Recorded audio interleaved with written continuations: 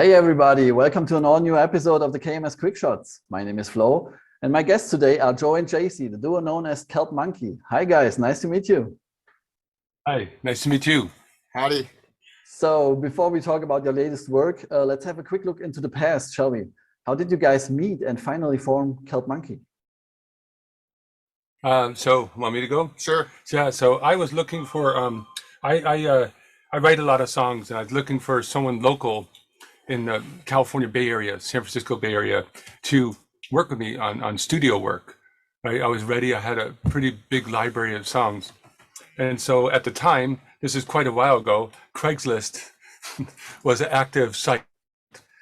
And so I looked through and I scoured through, and you're a musician, your music's important to you. So I went through so many different reviews and sites and online, and finally I started calling people, right? Because people would send out emails, and so I called Joe. And the funny thing is, I said, "Hey, I'm looking to record some songs." He goes, "Well, you found the right person." I'm like, "Great." He goes, "Well, you don't even know what style I did." He said, "Well, I don't need to know because it's going to sound good no matter what it is." So I thought that was really cocky, but he was also laughing when he said it. So that was pretty good connection right off the bat. So I went over and started recording some songs, and I actually went through some of the library, and he said, "No, yeah, okay, that's cool. Oh, that one." So it's funny, I was going to go do something, but he ended up picking what we recorded, which is a little backwards, right? And so we had some mutual interests, and that would be just having fun, not just music, but music is when it's a big part of your life, you end up incorporating other things. So we ended up being surfing buddies. We have some great surf out here in the Santa Cruz, coast, very nice. And just we eventually formed a band. Actually, not that long after. So worked on some songs, and then hey, why don't we form a band? And at the time, Joe had a collective of improvisational jazz musicians called Kids with Beards. And so we formed this little Camelot of musicians that was really, really good. And basically everyone spread out everywhere now in the US. So it's kind of funny. However, there's been a recent people moving a little closer back, a big fellowship of musicians getting closer again. So, and as we're ramping and making material, so it's been a long effort. This is dating back to 2003 or 2004. Okay, so is Kelp Monkey still a duo project, or do you call out to other musicians to make tracks? We're the band, but for example, for the album that we're releasing and most of the material that you've heard, we would be hiring like a and rhythm section. So played guitar, all the guitar parts, but we hired a bass player, a drummer, and a keyboard player when we recorded that stuff. Yeah. But over the last 15 years, we've been recording a lot of material, and it was 2018, we decided to take it really seriously and try and finish up. We've been writing songs and singing, and obviously having kids and all that kind of thing made it really difficult to finish projects. But in 2018, we started taking it really seriously and got some studio time together, got a band together for the recording. But it's still pretty much just Jacey and I, but we're always open to collaborate with other people. But we're the only members of Kelp Monkey. Do you right now play in other projects as well?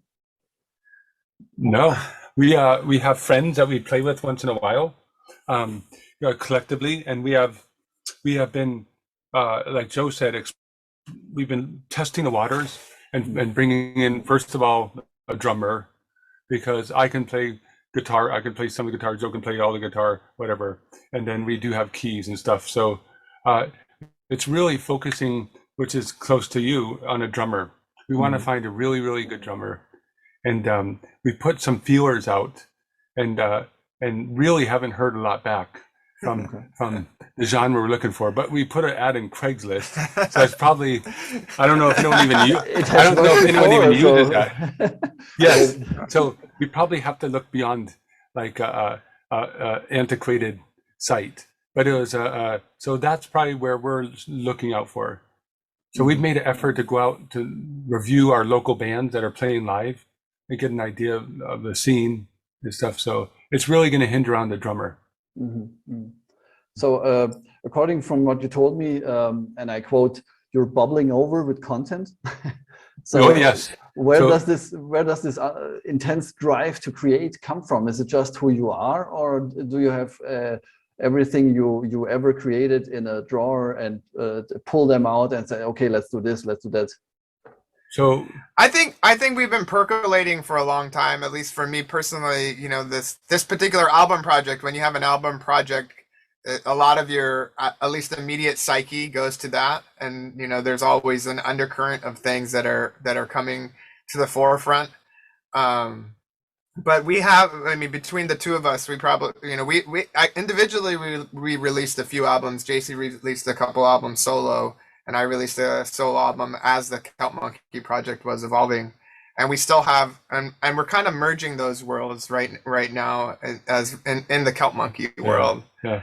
And Jacey has a stack of songs, and I have a list of songs that we're excited to get to, but as you know, the album is kind of what a lot of the focus is right now, you know, and once that's out, then we can let the bubbling over start happening more.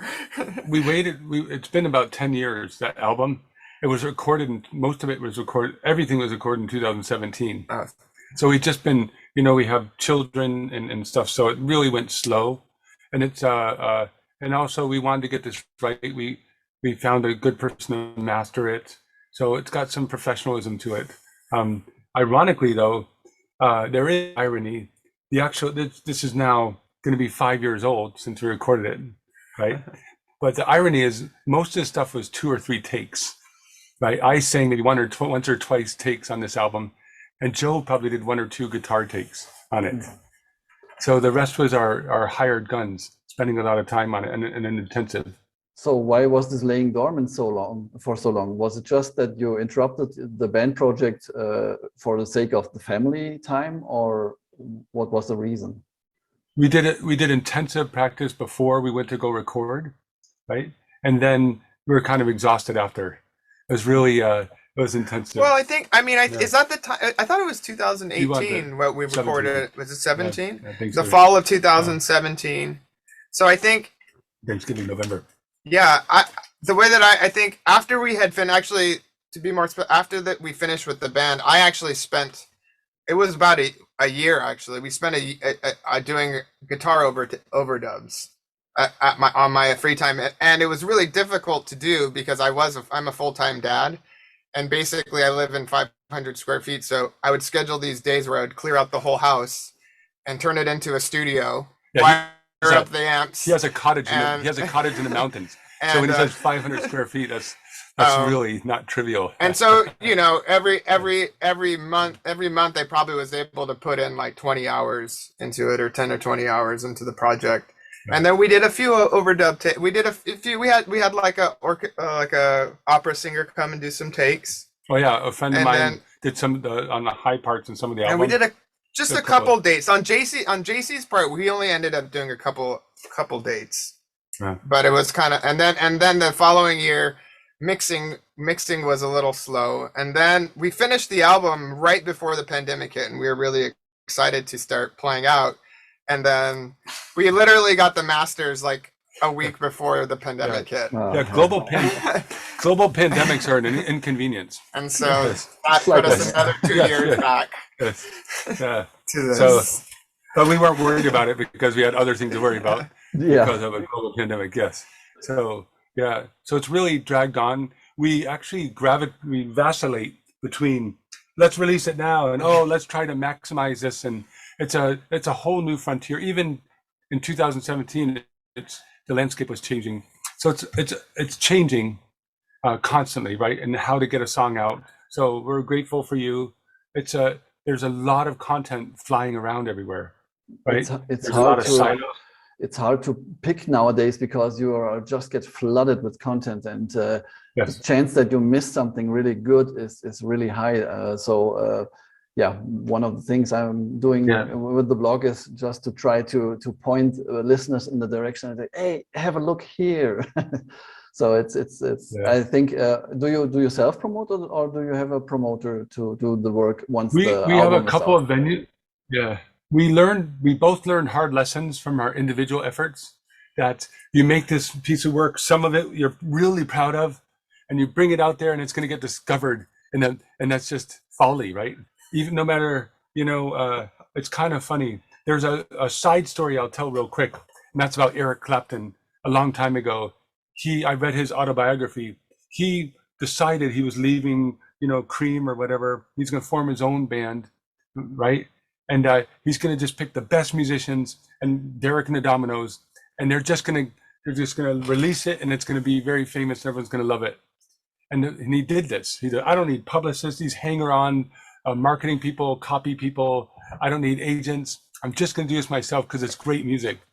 And he's writing this in his autobiography, and it went nowhere and didn't do anything for a year. He even let some radio stations played it, and he just refused to put his name on it. He wanted to just the weight of the music. And then in his autobiography he says, and this is how he learned the power of advertising and publicists and all these people that were hangers on, right? And we both learned this lesson ourselves. You just can't do everything yourself. So we tried to use some advertising on Facebook, and also some other medium, and that's also hard fought. And we're trying to do it without paying a lot of money. A lot of the advertisements you see on there are paid content. So that's something we haven't given it a full effort, but that probably are going to be one of our key avenues, right? Yeah, and that's what brought us to you. That's what brought us to Submit Hub. I mean, I really like the Submit Hub model, because it's a way to get feedback, and it's a way to get your music into the hands of people who are, earnestly going to take a listen to it, and get it out there. So, but yeah, we're doing it all ourselves, and we're finding our way. We did hire sign up for a marketing program called Modern Musician, and we had these ideas of what it would be, and it turns out a lot of it is chat automation, and it kind of feels really impersonal to us. So it's been difficult for us to come in line with what the reality is and what we really need to do to make money in the business. I think the problem with all of this is you're musicians. You're just creating awesome music, and once you did that, you want to play live, and you have to attend to gigs and stuff. And with all this, plus the family lives, plus the 500 square meters of condo, cottage, sorry. So everything of it leads to the fact that the day only has 24 hours, and you cannot do everything on your own, because there's simply just not enough time to do so. And also it can be frustrating. So you don't want to take all the fun out of the music to just spend your nights at the computer writing to some advertising groups or something like this. So been there, done that.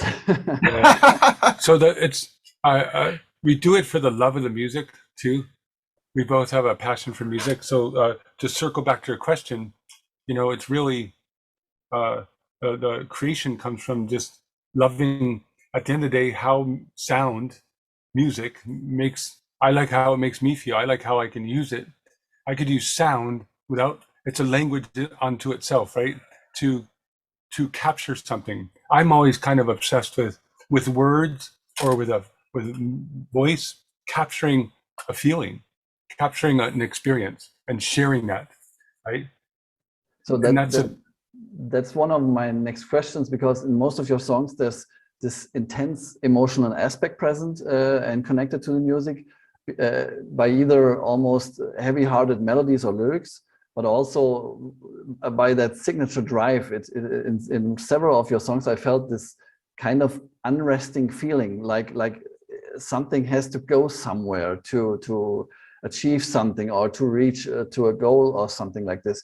So this might be hard for you to answer, but is this coming from the heart and soul of who you are as humans, or is this just intentional, effective storytelling? No, this is absolutely, we are just starting to tell stories. So this album is raw. This is just raw emotion. We do know that could push some people away because of it, but that's us. That's absolutely 100. That's the one good thing I could say about this album. That's just us. It's our voice. It's who we are. We've talked about what we're writing now frames everything different, a little more. It's like, okay, we're making this album. We got to get this out of the way first, right?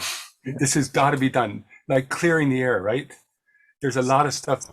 So in there, there's a lot of double entendre. There's a lot of allegory, right? There's a lot of literalism. It's kind of funny. We're throwing everything at it, but nothing is just straightforward. Yes. So would you say your sound has changed since the album? It's evolving right in front of us, but it's still our voices. After that album, I've been studying classical singing, so a lot more. So I'm coming way more onto my body. So I'm coming from a different perspective now. I'm exploring my lower register a lot. So it turns out after this album, I learned, I'm hitting some tenor notes there, but I'm really a bass baritone, and I can climb up the ladder. So I'm coming back down to my bass, and Joe is actually a tenor. So we are switching. Some of the stuff you heard in the album, now Joe is taking this, and the reason is consistency. I can hit these notes. It even sounds okay, but sometimes I didn't know what was going to come out because it's just at the top of my abilities, right? Physical ability to make these sounds, right? And so now that's the big change. Joe is taking on, in fact, if you listen to some of the tracks in the album, Joe is now singing the high part on it as of like this year, like the past 6 months. So I was always taking the high road and Joe would take the middle road. And now Joe's taking the high road. And I think, a lot of these songs on the album are, historical, old, like some of them I brought to the table, some of them we wrote together, some of them they've been in Jacey's repertoire for 20 plus years. Yeah. And there are songs on the album that we did intentionally write together, and in a lot of ways we feel like those are some of the stronger songs when we're really, and that's where our strengths are and where we really spend that time to combine our voices. And so as we write music now, we're writing a lot more closely together and with a lot more intention of the song, I would say songwriting craft, taking our time. I mean, it's still raw. I think we'll always be raw, but we definitely are growing as songwriters, and trying to. There always has to be this signature element present. So with you guys, in a lot of your songs, there's all of a sudden a moment where I think, oh, I didn't expect that to happen. So like the Scatman rap and the Traveler song, for example, or even the female vocals in the Better. Some element just surprises always in any other track. So would you say you sit together with the draft of the track and then decide, let's add this there and this there, or is it a coincidence that someone says, wouldn't it be better to place female vocals in the back? Yes, that's how it happened. It's the latter. That's exactly how it happened. I'm hearing this, the proverbial, I'm hearing this. Why don't we try this, right? Let's bang some trash cans in the lids and see. Let's do that right here. Yes. Okay, that's perfect. Let's all clap now, right? The old clap trick, right? We're clapping on. So we did this. We just went through it all, and like we hear the stuff. And we had an engineer work with Scott McDowell that came like this where I live. We turned that into a studio for a weekend too, and added some dubs on it. And that was some of the things we did, right? So for Batfish, we came in, the end was just kind of two voices, but then we added a lot of stuff into the end of that song. There's actually probably like 7 or 8 layers of vocals. They're tracked lower, but they're in there. Mm-hmm. So things like this. So we had Scott McDowell. He works with a lot of artists in San Francisco. We recorded with him in San Francisco And so he had some input. He had some good ideas. We had some good ideas. So we give him producer credit along with us on this, as well as engineering. So he had good ideas. So back to the album for the last question. You haven't released songs on the Cherry Tree yet. So what? No. Why is the wait? I think, you know, we've been percolating through COVID and kind of we spent some time, you know, as we talked earlier, thinking about the marketing aspect of things, because we both released albums and did no business and did no promotion side of it, and they didn't go anywhere. So and I'd like to interject. We were told that if you release if you release something and it doesn't get a little, you know, the ping pong balls popping, the algorithm's going to suppress it. In fact, and someone, the producer working with, told us this, that don't just release stuff. You only get one shot to kind of generate some views or listens. And then if you don't, then it's, and sure enough, if you search some bands, you won't even be able to find them, even if you spell their name exactly. And that's the algorithm kind of, you know, why don't you listen to Floor? It keeps leading me back to you, right? Listen to, wait, no, I wanted this one. No. So there's we're fighting, we're trying to combat that. Yeah, and we, you know, before we wanted to get some videos together. There was a lot when we got into the whole looking at the marketing thing. There were some things that we didn't have. So I'm sure you saw the Traveler video, and actually this afternoon we're doing another video shoot for another single. So I think really what's holding us up is just getting a little bit more polished content together, you know, and so we have a good, so if it does take some traction, people will be able to go some depth to dig into for what we've been creating. And I think it's going to be, we haven't set a date yet, but I think early spring is going to be when the whole album, maybe even sooner. Yeah. But I think we haven't discussed it exactly, but I imagine 3 more singles and then the album will come out. Yeah. I get the release of the singles because once again, because of the traction you get from every single track instead of a full album. But the full album is important to you, I guess. So why not just continue to release the singles instead and go on once every single of the album was released? Yeah. I mean, there are people who do that, you know, and that's totally a thing. But I mean, I think the album is such a unit, you know. If you listen to it from front to end, all of it we really intentionally made it kind of a cohesive thing, you know. Our video got lost. Yeah. Sorry. It's camera. No it's problem. Battery time. Yeah. Battery went to bed. I do want to say something before we run out of time. Just do we have some. We vacillate. You know, we vacillate between let's just release it and get on, because when you don't release something, a work like this that we have, it kind of blocks other work, right? Psychically, you know, if you work on a song, we got to go work on the album stuff, right? So I want to just get rid of it and be done with it. But I also know that's not the better, you know, approach. It won't maximize whatever traction we can get, because I learned this lesson before. I just release it, and then it's too late to do this or that. So, From your experience and doing on Submit, do you think? I know, but I'm sorry to flip the question on you, but I mean, like, the reason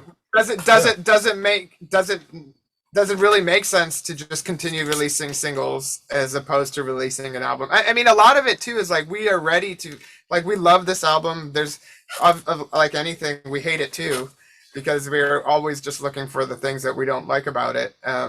Even though there's a lot to be, we know there's a lot. You're a musician, you know. Any musician is a perfectionist. So So I just hear. It depends on the mood. I could just hear all mistakes, mistake. It's just like a soundtrack. Or no, okay, you know, you make peace with it. And you know, I honestly think most of the album is single worthy, but you know, we're also ready to move on to new material. Do you have a recommendation? I'm very serious. Yeah. I see the point in putting an album out there if you want to tell the story as a whole. So not just single episodes, but the movie, so to speak.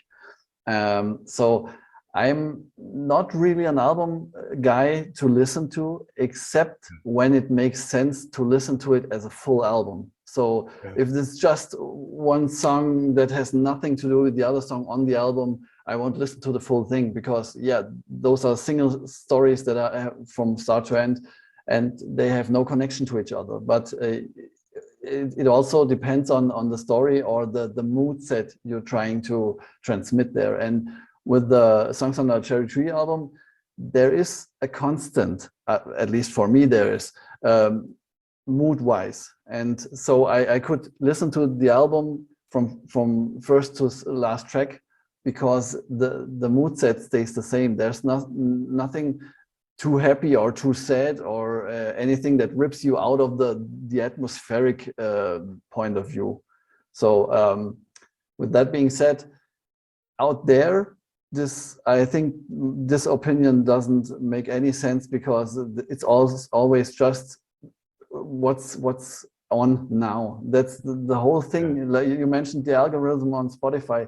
I hate the algorithm on Spotify, because like you just said, it recommends tracks that I'm not interested into. And how would they recommend something to me if they don't even know me, and if they don't know the situation I'm in right now? If I don't know, if my cat gets run over by a car tomorrow, I won't be listening to any happy songs for a day or two.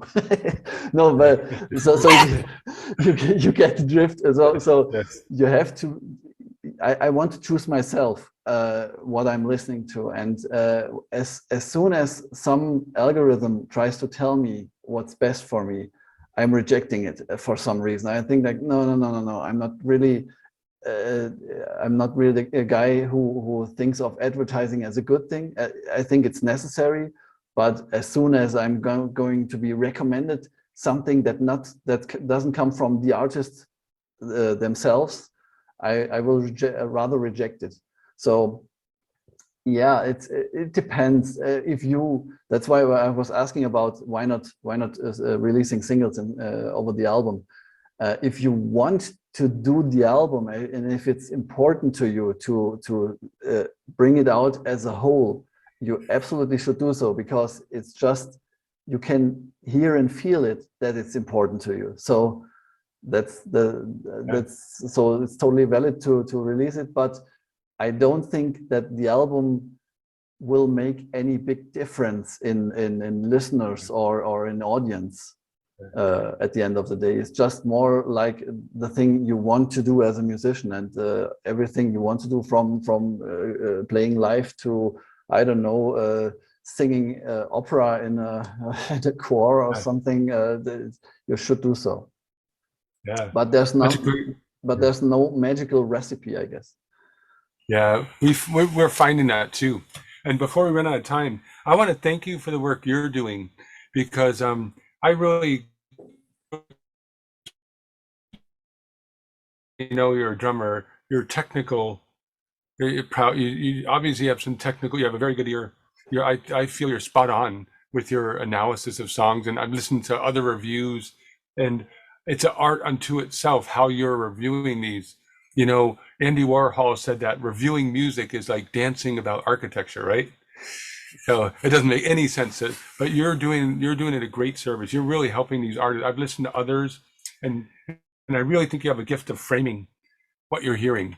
And I get a lot out of it. So I want to thank you, because it helps us, and also, it's funny. It's like a friend that gives you just a kind perspective of what we're working on, because our perspective isn't that friendly, right? We're musicians, so we're beating ourselves up all the time. We want to hit the perfect note, the perfect. So we appreciate you. It's just, the thing is, as a musician, you have this idea of the track, and you're sitting there for nights and perfecting it, and once it's complete, you show it to the masses and say, what did you think? What do you think? And I always think, as for the reviews, many out there do the reviews like they say, okay, it's a nice song, At 1 minute 30 seconds, there's a kind little break. Yeah. At 2 minutes 50 seconds, there's interesting vocals happening. As a musician, you don't need anyone to analyze what you created, because you created it. What does it help if someone says, "Oh, that's a 16th note," and you say, "Of course it's one." Yeah. So you want to know, how does the listener feel? How does it impact where? Yes. And this is kind of what I'm trying to do. So and that's fantastic, by the way, because that's what we do. We write music to express our feelings, convey it, and share it with people. And you're very adept at writing about these other artists. I've listened to it, made me listen to the song, just so you know. So you're really helping artists. Your write-up made me listen to it. So that's a big, I hope that sinks in for you. You're really helping people. You just made my day. So yes, oh, good, it does. yes. Absolutely. Yeah. Thank you. No. So, okay. So Joe, Jacey, thank you very much for being with me tonight. It was a pleasure meeting you and talking to you. Likewise. Yes, it's a pleasure meeting you. Thank you. Guys out there, if you want to know more about Kelp Monkey and their tracks, please make sure to check out the social handles at the end of the video. That's it for tonight. Be safe. Thanks for watching. Bye. Thank you.